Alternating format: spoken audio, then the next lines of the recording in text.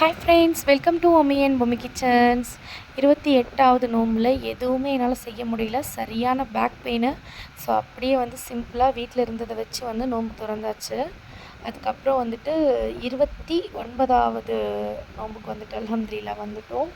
அதுக்குள்ளே நான் நைட்டு போலவே போயிட்டு இன்ஜெக்ஷன் பண்ணிவிட்டு ஓரளவுக்கு சரியாகி வந்துட்டேன். 29வது நோன்பு திறக்கும் பொழுது அந்த பேக் பெயின் கொஞ்சம் கொஞ்சம் எனக்கு ரெடியூஸ் ஆகிருந்துச்சு அல்ஹம்துலில்லாஹ். இப்போ நோன்பு துறக்கிறதுக்கு உட்காந்தாச்சு.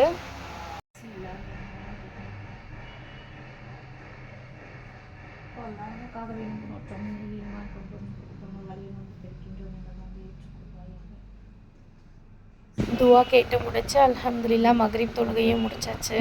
அதுக்கப்புறம் அபு ஹீராமும் வெளியே வந்துட்டாங்க. அவங்க கூட கொஞ்ச நேரம் விளையாடிட்டு இருந்தோம்.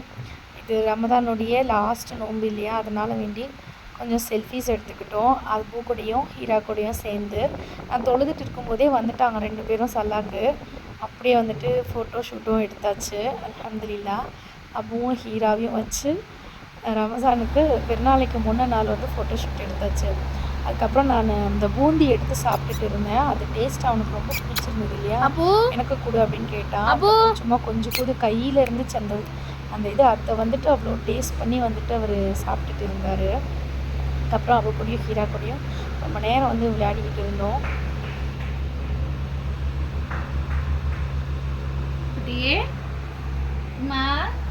மார்னிங் பிரியாணி செய்கிறதுக்கான ஐட்டம்ஸ்லாம் வாங்கிட்டு வந்திருந்தாங்க. அதெல்லாம் எடுத்து வச்சுட்டு இருந்தேன்.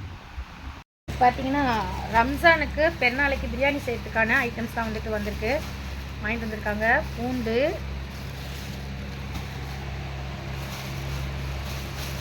பிறகு பச்சை மிளகாய்,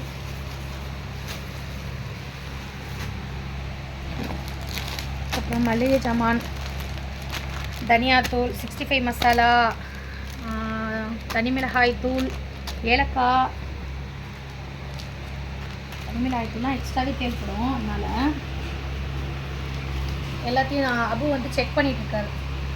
அப்புறம் இஞ்சி,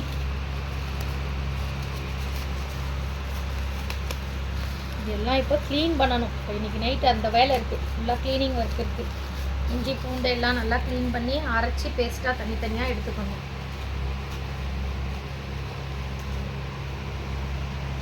அதுக்கப்புறம் வெங்காயம்,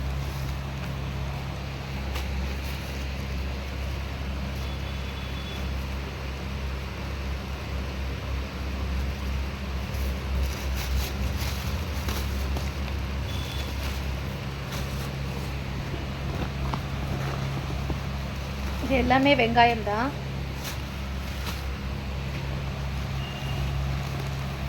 தக்காளி முட்டை காலையில் ஃப்ரெஷ்ஷாக வாங்கிட்டு வந்துக்கலாம் அப்படின்னு சொல்லிட்டு தக்காளி முட்டை வாங்கிட்டு வரல. இது எல்லாமே வெங்காயம் தான்.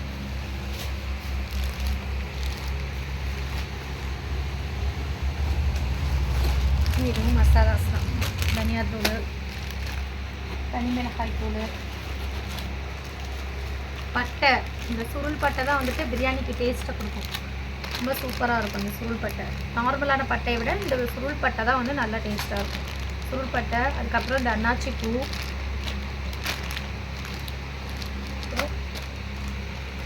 சீரகப்பொடி, அப்புறம் கரம் மசாலா, கிராம்பு.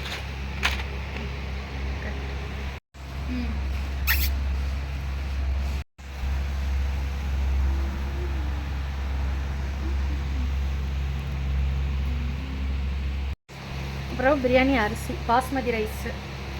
இது பார்த்தீங்கன்னா 2 கிலோவாக தனித்தனியாக வாங்கிட்டு வந்திருக்காங்க, மொத்தமாக வாங்கலை. இது பாஸ்மதி ரைஸ் தான், இந்தியா கேட் மாதிரி தான் இருக்கும்.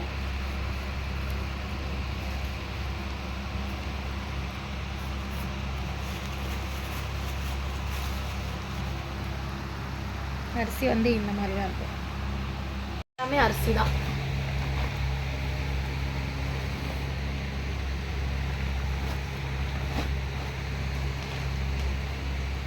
அதுக்கப்புறம் எண்ணெய் பாக்கெட்டு, பிரியாணிக்கு யூஸ் பண்ணக்கூடிய எண்ணெய்.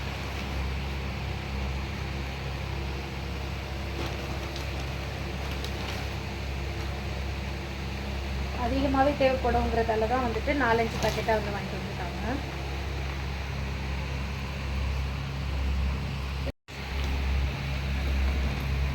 நான் எடுத்து வச்சுட்டு இருக்கிறது எல்லாத்தையும் இவங்க 2 பேர் உட்காந்து பார்த்துட்ருக்காங்க. என்னன்னு தெரியலையே எல்லாம் எடுத்துகிட்ருக்காளே அப்படின்னு சொல்லிட்டு.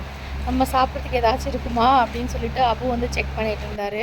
இல்லை நம்மளுக்கு கிடையாது, ஏதோ தெரியல கவராக எடுக்கிறா அப்படின்னு சொல்லிட்டு பார்த்துட்டு விளையாட ஆரம்பிச்சிட்டாங்க. அவங்க கூட அப்படியே வந்துட்டு டைம் பாஸ் ஆச்சு. நோம்பு திறந்த உடனே வேலை பார்க்க முடியல. ஏன்னா இஞ்சி பூண்டு ஒர்க்கெல்லாம் வந்துட்டு இருந்துச்சு. அதெல்லாம் வந்துட்டு ரெடி பண்ணி அரைச்சி வைக்கணும். அப்போ தான் மார்னிங்க்கு வந்துட்டு செய்கிறதுக்கு ஈஸியாக இருக்கும். அதனால் கொஞ்சம் வந்துட்டு ரிலாக்ஸ் பண்ணிவிட்டு ரெடி பண்ணலான்னு சொல்லிட்டு. ஏன்னா நேற்று வந்து ஹெவியான பேக் பெயின் ஆகிடுச்சு எனக்கு. நைட்டு ஃபுல்லாக வந்து தூக்கமே இல்லை, அந்த அளவுக்கு பேக் பெயின் ஹெவி ஆகிடுச்சு. அதுக்கப்புறம் மார்னிங்கு எங்களுடைய வீட்டுக்கு எதிர்த்தாப்புல இருக்கக்கூடிய ஃபிசியோதெரப்பி டாக்டர்கிட்ட தான் போயிருந்தேன். அல்ஹம்துலில்லாஹ் அங்கே போய் வந்துட்டு எனக்கு ட்ரீட்மெண்ட் கொடுத்தாங்க. அதுலேருந்து எனக்கு நைட்லேருந்தே கொஞ்சம் அப்படியே பெயின் வந்து ரெடியூஸ் ஆச்சு. டேப்லெட்ஸ்லாம் எடுத்துக்கிட்டேன். இப்போ வந்துட்டு எனக்கு ஓகே அப்படிங்கிற மாதிரி ஒர்க் பண்ண முடியும் அப்படின்ற மாதிரி ஒரு கான்ஃபிடென்ட் வந்துச்சு. ஏன்னா நேற்றெல்லாம் என்னால் முடியுமா, நான்லாம் என்ன செய்ய போகிறேன் நாளைக்கு அப்படி நினச்சிட்டு இருந்தேன் நான். அந்த அளவுக்கு வந்து எனக்கு ரொம்ப முடியல, ரொம்ப அழுக வர்ற மாதிரி இருந்துச்சு, அவ்வளோ பெயின் எனக்கு. அதுக்கப்புறம் இப்போ வந்துட்டு ஓகே நம்ம பண்ணலான்னு சொல்லிட்டு முடிவுக்கு வந்தேன். அதனால் கொஞ்சம் நோம்பு திறந்துட்டு ரெஸ்ட்டில் இருந்துட்டு நம்ம வந்துட்டு ஸ்டார்ட் பண்ணுவோம் அப்படின்னு சொல்லிட்டு. அதுக்குள்ளே இவங்க 2 பேர் வெளியே வந்திருந்தாங்க, விளையாடிட்டு இருந்தாங்க. அவங்க கூட வந்துட்டு கொஞ்சம் நேரம் விளையாடிக்கிட்டு இருந்தோம். ஏன்னா நம்மளை கண்டுக்கலையே அப்படின்ற மாதிரி ஆகிடும். என்ன ஒர்க் இருந்தாலும் அவங்க கூட டைம் ஸ்பெண்ட் பண்ணுறதை மட்டும் நான் விட மாட்டேன். எப்பயுமே வந்துட்டு அப்படி தான். அபுவும் ஹீராவும் வந்துட்டு எந்த ஒர்க் நான் பார்த்துட்டு இருந்தாலும் குரல் கொடுக்க ஆரம்பிச்சிடுவாங்க. எங்களையும் சேர்த்துக்கோங்க கூட அப்படின்னு சொல்லிட்டு. அபு தான் எக்ஸ்ட்ராவாக குரல் கொடுப்பான். ஹீராவை வந்து கூப்பிட்றது கூட அதிகமாக கேட்காது. அபு வந்து நல்லா சத்தம் போட்டு கூப்பிடுவார், என்னையும் கூப்பிட்டுக்கோ, என்னையும் வச்சுக்கோ கூட, நானும் வர்றேன் வெளியில் அப்படின்னு சொல்லிட்டு. அந்தளவுக்கு அவங்க 2 பேர்கிட்ட கொஞ்ச நேரம் விளையாடிட்டு இருந்தோம்.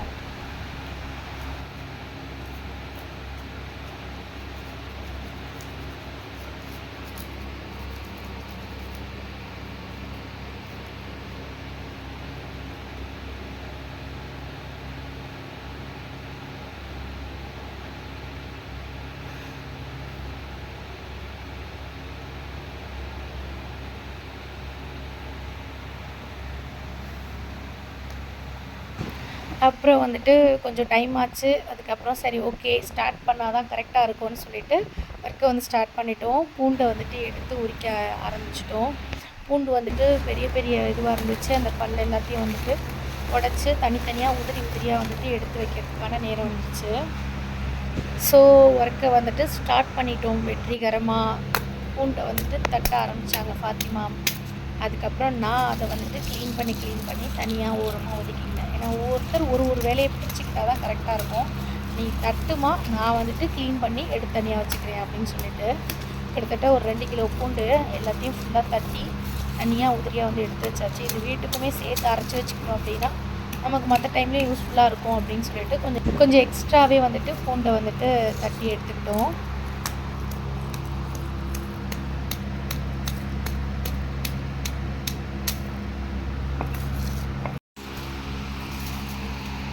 ஒரு வழியாக எல்லா பூண்டையுமே வந்துட்டு க்ளீன் பண்ணி எடுத்தாச்சு. தோல் மட்டும் பாருங்கள், இவ்வளோ தோல் வந்துருக்கு, தெரியுதா? இவ்வளோ தோல் மட்டும் வந்துருக்கு. இது எல்லாத்தையும் அப்படியே நம்ம எடுத்து இந்த பவுலில் போட்டுக்கலாம்.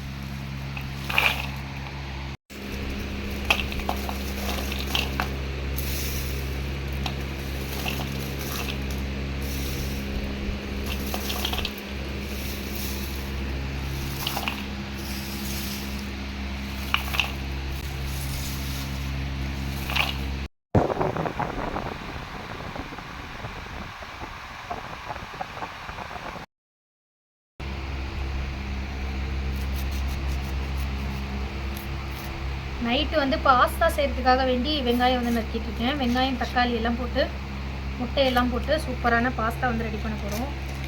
அதுக்காக வெங்காயம் நறுக்கி எடுத்து வச்சுருக்கேன். தக்காளி ஆல்ரெடி நறுக்கி வச்சுட்டேன்.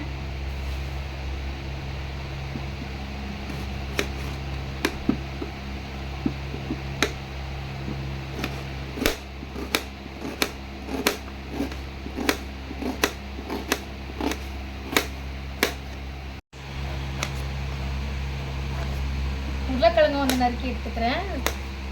பாஸ்தால முட்டை உருளைக்கிழங்கு 2மே தான் போட போகிறோம்.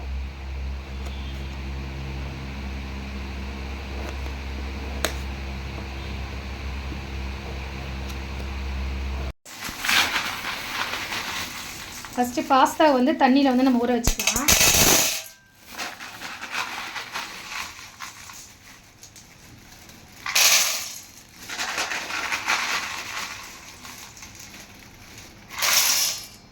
நான் வந்து கரெக்டாக ஒரு 3.5 கப் அளவுக்கு பாஸ்தா வந்து நான் எடுத்துக்கிறேன். 3 கப்பு போட்டாச்சு ஆல்ரெடி. 3.5 கப்பு. இதை அப்படியே நம்ம தண்ணியில் அலசிக்கலாம்.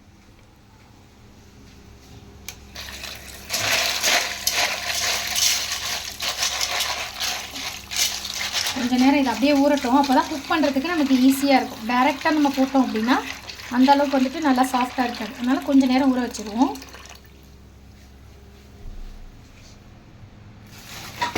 ரைட், அதுக்குள்ளே நம்ம அடுப்பில் வந்துட்டு குக்கர் வச்சாச்சு. இப்போ குக்கரில் வந்து எண்ணெயை ஊற்றிடுவோம்.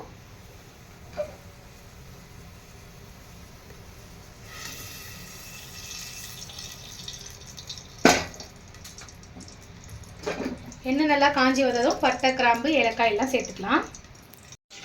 வந்து பட்டை, கிராம்பு எடுத்து வச்சுக்கலாம். நான் எப்போயுமே பார்த்திங்கன்னா சுருள் பட்டை தான் வந்து அதிகமாக யூஸ் பண்ணுவேன். அந்த கிணமாக இருக்கும் பார்த்திங்களா, அந்த பட்டை நான் வந்து அதிகமாக யூஸ் பண்ண மாட்டேன். அது எனக்கு அந்த அளவுக்கு வந்துட்டு பிடிக்காது. கொஞ்சம் தெவட்டுற மாதிரி இருக்கும். வாசம் வந்து ரொம்ப ஹெவியாக இருக்கும். இது நல்லா சாஃப்டாக சூப்பராக இருக்கும். இப்போ இதை வந்து நம்ம போட்டுக்கலாம் எண்ணெயில். எண்ணெய் நல்லா காஞ்சி வந்துடுச்சு. ஆல்ரெடி வெங்காயம், தக்காளி, உருளைக்கிழங்கு, பச்சை மிளகாய் எல்லாமே வந்து நறுக்கி கொண்டாந்து வச்சாச்சு. இப்போ நம்ம வந்துட்டு வெங்காயத்தை சேர்த்துக்கலாம்.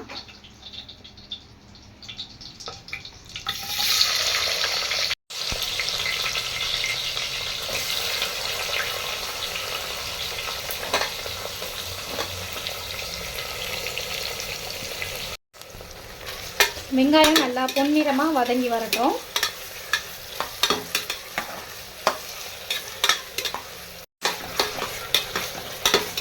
வெங்காயம் நல்லா பொன்னிறமாக நல்லா வதங்கி வரட்டும். அது வரைக்கும் வெயிட் பண்ணுவோம். இஞ்சி பூண்டு பேஸ்ட் அரைக்கிறதுக்கான இஞ்சி பூண்டு எல்லாமே ரெடி பண்ணி எடுத்து வச்சுட்டு வந்தாச்சு. இது பாஸ்தா செஞ்சு முடிச்சிட்ட பிறகு போயிட்டு இஞ்சி பூண்டு பேஸ்ட்டும் வந்துட்டு அரைச்சி எடுக்கணும். ஏன்னா நாளைக்கு ரம்ஜான்ன்றதை கன்ஃபார்ம் பண்ணிட்டாங்க பெற பார்த்து. நாளைக்கு தான் வந்துட்டு ரம்ஜான் பண்டிகை. ஸோ அதனால் இன்றைக்கி எல்லா ஒர்க்கும் பண்ணி வச்சா தான் காலையில் எழுந்திரிச்சு பிரியாணி ரெடி பண்ணுறதுக்கு கரெக்டாக இருக்கும். வெங்காயம் வந்து நல்லா பொன்னிறமாக வந்துருச்சு. இப்போ நம்ம தக்காளி ஆட் பண்ணிக்கலாம். தக்காளி நம்ம ஆட் பண்ணிட்டோம். இப்போ கொஞ்சம் போல் உப்பு எடுத்து போட்டுக்கலாம்.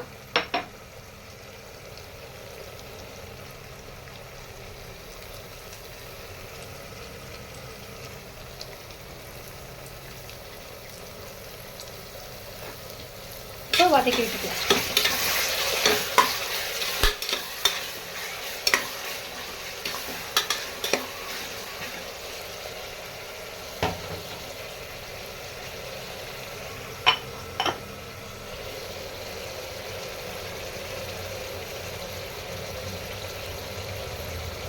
இதில் இஞ்சி பூண்டு பேஸ்ட் சேர்த்துக்கலாம்.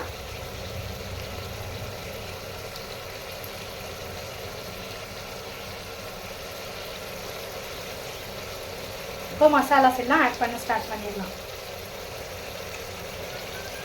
ஃபஸ்ட்டு வந்து கறி மசாலா,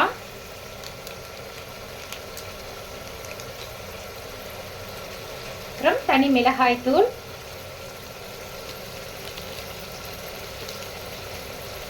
நம்ம பச்சை மிளகாவும் சேர்க்க போகிறோம். அதனால் தனி மிளகாய் தூள் கொஞ்சம் கம்மியாக சேர்த்துக்கிறேன். அப்புறம் தனியாத்தூள், அப்புறமா மஞ்சள் தூள்.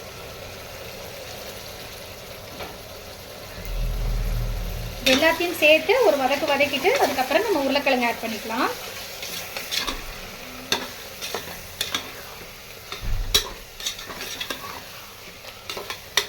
ஆஹா, இஞ்சி பூண்டு வாசனை அப்படியே வர ஆரம்பிச்சிருச்சு.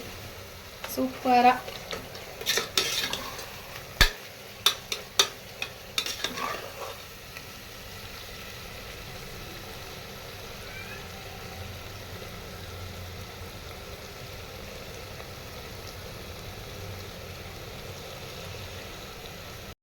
இப்போ நறுக்கி வச்சிருக்கிற உருளைக்கிழங்கு இதில் ஆட் பண்ணிக்கலாம்.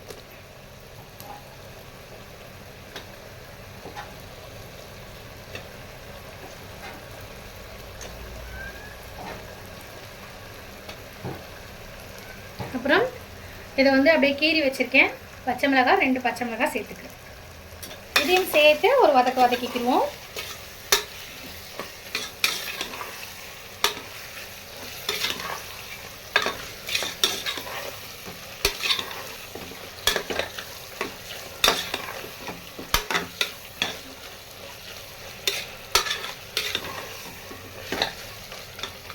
கொஞ்சம் நேரம் அது நல்லா கொஞ்சம் குக் ஆகட்டும். அதுக்கப்புறம் பாஸ்தாவை நம்ம சேர்த்துக்குவோம்.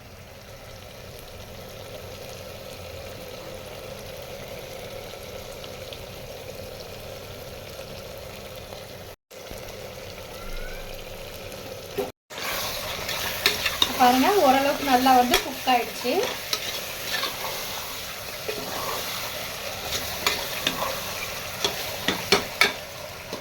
இப்போ நம்ம எடுத்து வச்சிருக்கக்கூடிய பாஸ்தாவை சேர்த்துருவோம். பாஸ்தா பாருங்க தண்ணியில் போட்டதும் நல்லா கொஞ்சம் பெருசாக இருந்தது, தெரியுது அவங்களுக்கு. ஊறினதால நல்லா சாஃப்டாகவும் இருக்கும் உங்களுக்கு. இப்போ பாஸ்தாவை சேர்த்துக்கலாம்.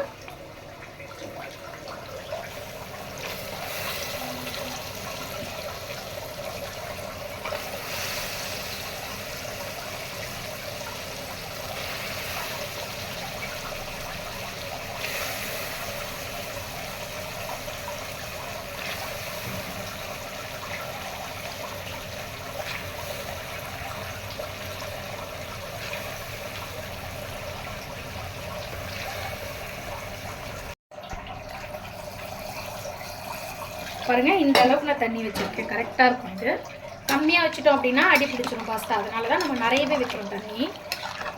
இது ஒரு கிண்டி அப்படியே க்ளோஸ் பண்ணி ஒரு 2 விசில் விட்டோன்னா போதும். பர்ஃபெக்டாக சூப்பராக ரெடி ஆகிடும் பாஸ்தா நமக்கு. இது கூட வந்து நான் அப்படியே முட்டையை உடைச்சி அப்படியே ஊற்றி மூடி வச்சிட போகிறேன்.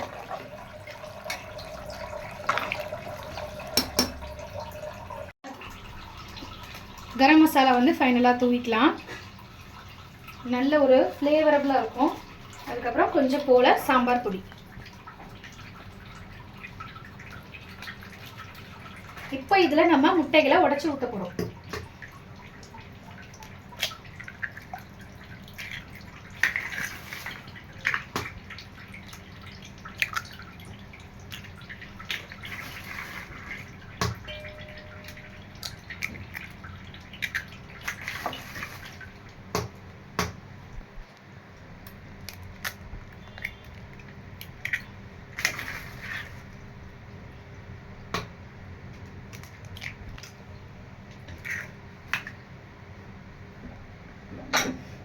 அவ்வளோதான், ஃபைனலாக ஃபினிஷ் பண்ணிட்டோம். இப்போ நம்ம குக்கரை வந்து மூடி ஒரு 2 விசிலுக்கு வெயிட் பண்ணுவோம். இதுக்கு நடுவில் அபுக்கும் ஹீராக்கும் ரொம்ப பசி வந்துருச்சு. அதனால பாத்திமா குட்டி வந்துட்டு முட்டையை வேக வச்சு அபுக்கும் ஹீராக்கும் குட்டி குட்டியாக கட் பண்ணி ரெடி பண்ணிட்டான். இப்போ வந்து அபுவும் ஹீராவும் சாப்பிட்றத பார்க்கலாம். ஓட கூட விடலை, அதுக்குள்ளே அவள் எடுத்துகிட்டு வந்த பிளேட்லேயே வாயை வச்சு சாப்பிட ஸ்டார்ட் பண்ணிட்டாங்க. அம்முட்டு பசி. ஹீராமாவும் சாப்பிட ஸ்டார்ட் பண்ணிட்டாங்க. கீழே எல்லாம் போடக்கூடாதுமா, கீழே எல்லாம் போடாமல் சாப்பிடுங்க. அப்புக்குட்டி சாப்பிடு.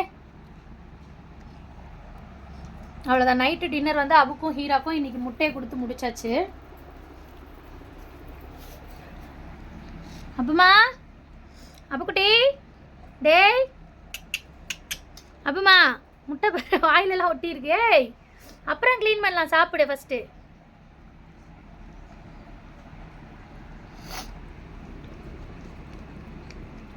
மீசையிலலாம் ஒட்டி முட்டை.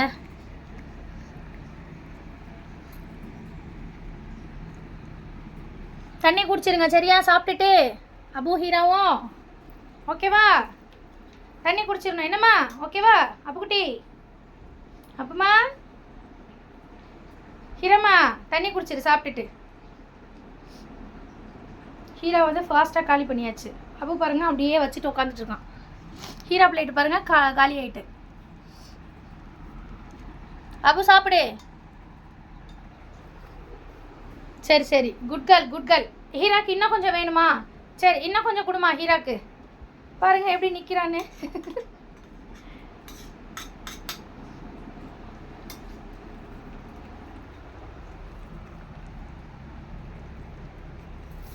சாப்பிடு பாப்பா. அவன் 2வது பந்திக்கு போயிட்டு இருக்கா, நீ முத பந்திலே முக்கிக்கிட்டு இருக்க. அபுக்குட்டி, அபுக்குட்டி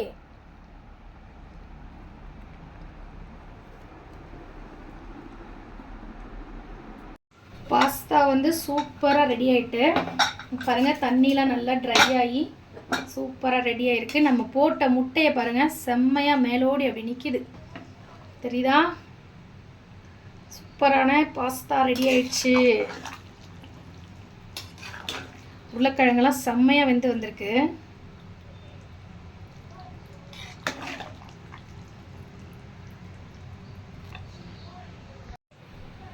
முட்டையோட சூப்பராக வெந்து வந்திருக்கு பாஸ்தா.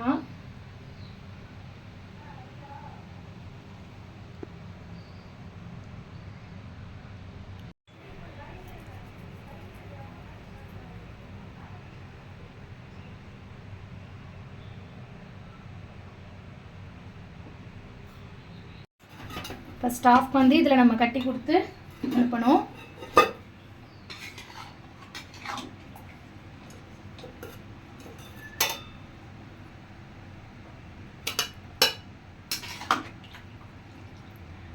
இது இப்படி சாசியாக இருந்தால் தான் அவங்க சாப்பிடும் பொழுது நல்லா கொஞ்சம் கரெக்டாக இருக்கும். ரொம்ப வந்துட்டு நம்ம ட்ரை பண்ணிட்டோம் அப்படின்னா சாப்பிடும்போது ரொம்ப ட்ரை ஆகிடும். அதனால நான் சாசியாகவே எடுத்திருக்கேன். நல்லா உருளைக்கிழங்கு வந்து ஃபேவரெட்டு நம்ம ஸ்டாஃப்ஸ்க்கு, அதனால எல்லா ஃபுட்லேயுமே வந்து உருளைக்கிழங்கு போடுவோம்.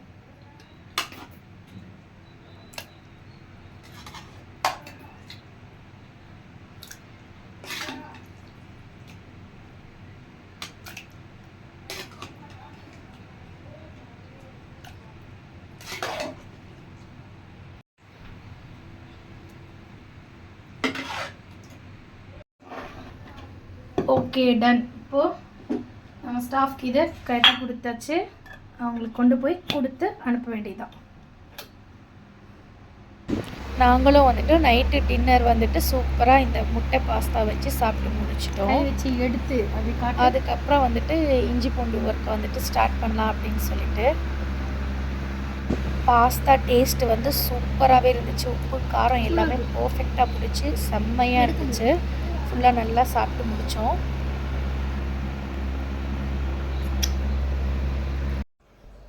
ஃப்ரெண்ட்ஸ், இப்போ 2 மணி ஆகுது நைட்டு. இப்போ வந்துட்டு இஞ்சி பூண்டு பேஸ்ட் வந்து அரைக்க போகிறோம்.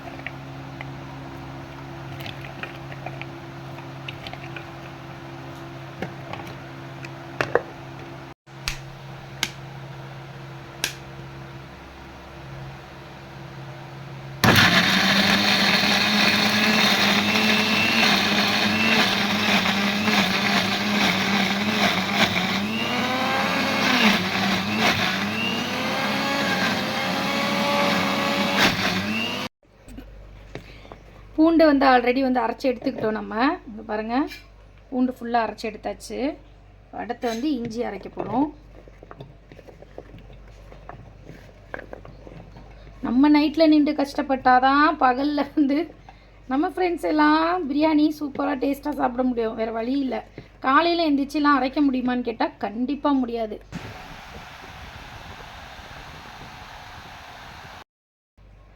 இப்போது தண்ணி ஊற்றிக்கலாம்.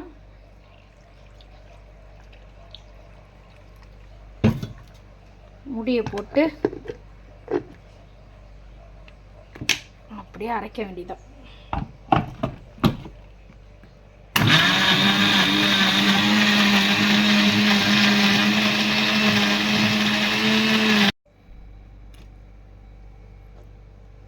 சூப்பராக அரைஞ்சி வந்துருச்சு. இப்போ நம்ம இதை ஒரு பவுலில் ட்ரான்ஸ்ஃபர் பண்ணிடலாம். நான் தான் தூங்காமல் வேலை பார்த்துட்ருக்கேன்னா, இந்த அபு பையலும் ஹீராவும் தூங்காமல் சத்தம் கொடுத்துட்டே இருக்காங்க, நானும் வேலைக்கு வர்றேன் அப்படின்னு சொல்லிட்டு. இப்போ 2வது பேட்ச் வந்து போட்டு அரைச்சி எடுத்துக்கலாம்.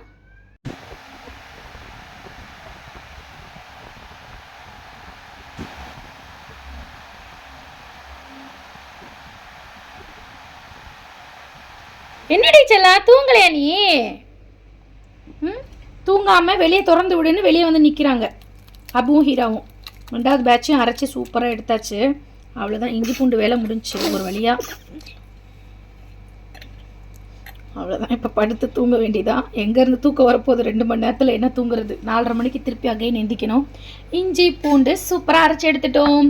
நாளைக்கு சூப்பரான ஒரு வீடியோவில் நான் உங்களை சந்திக்கிறேன். டாடா பாய்.